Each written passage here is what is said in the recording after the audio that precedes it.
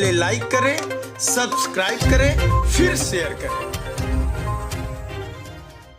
अंतर्राष्ट्रीय योग दिवस के मौके पर योगी प्रियव्रत अनिमेष राजधानी दिल्ली के श्री फोर्ट इलाके में योगा कार्यक्रम में शामिल हुए।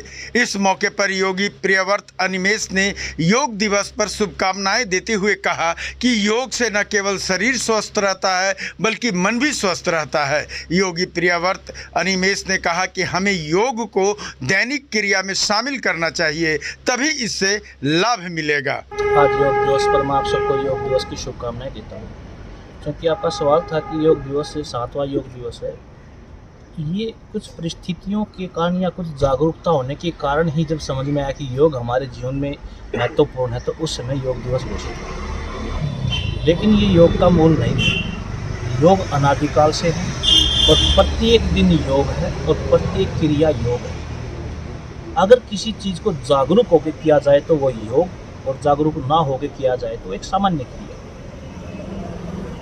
सिर्फ बाहरी अवस्था से शरीर को अपना एक शारीरिक व्यायाम के तौर पे किया जाए तो वो है आसन, और अंतःकरण को अगर उसके माध्यम से हमें उसको सुधारने का मौका मिले या अन्य उसको प्रबल मजबूत करने का मौका मिले, जिसको अंतरात्मा बोलते हैं, वो है योग।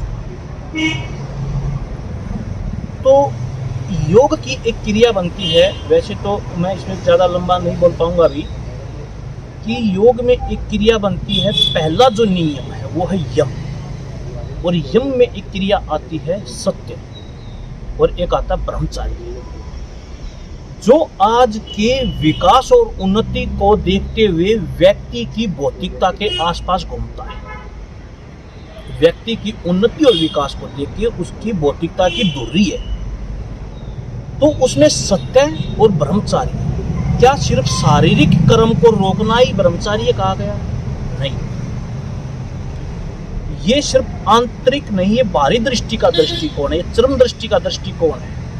अगर किसी व्यक्ति के अंदर कामनाएं जागती हो तो चरम दृष्टि को देखकर जाती है। अगर उसकी आंखों पे पट्टी बांध दी जाए और उसकी आमने सामने कितनी ही चीजें क्यों ना घूम जाए, उसको इस चीज का आभास भी नहीं होगा, तो वो चरम दृष्टि से बोला गया। लेकिन अंतर दृष्टि क्या है कि हम यहाँ बैठे और कहीं पे भी विश्व में कुछ होता है तो वो उसको आभास में ले सकता है। ये योग है, ये आंतरिक योग है। वो बाहरी योग, शरीर की जो क्रियाएं हैं वो सिर्फ और सिर्फ माध्यम है। जैसे कान है, कानों ने सुना, लेकिन स्वीकार आत्मा ने किया या नहीं किया वो विषय का। तो क्या जो दिखता है वो सत्य है, या सुनना या देखना या बोलना, ये तीनों चीज सत्य में आती है?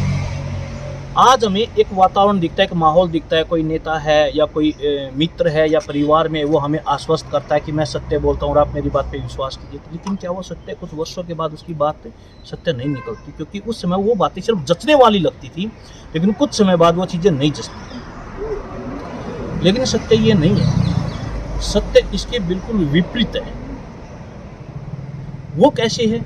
वो योग में है कि जब आप अपने अंतःकरण में किसी चीज को स्पष्ट करते हो कि मेरा मूल क्या है और मैं किस भावना से यहाँ पे आया हूँ, वो सत्य कि मुझे पता है, अन्य व्यक्ति का इसमें कहीं कहीं से सहयोग नहीं है।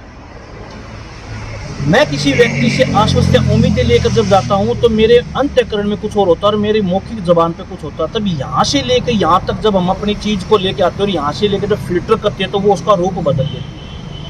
अंदर से वासनाएं, कामनाएं निकलती हैं, लेकिन यहाँ पे आके हम उसको सात्विकता का, आध्यात्मिकता का एक रूप दे देते हैं, और उसके बाद कुछ समय के बाद जब वो चीजें पूरी नहीं होती तो हम सामने वाले की ईर्ष्या और निंदा पे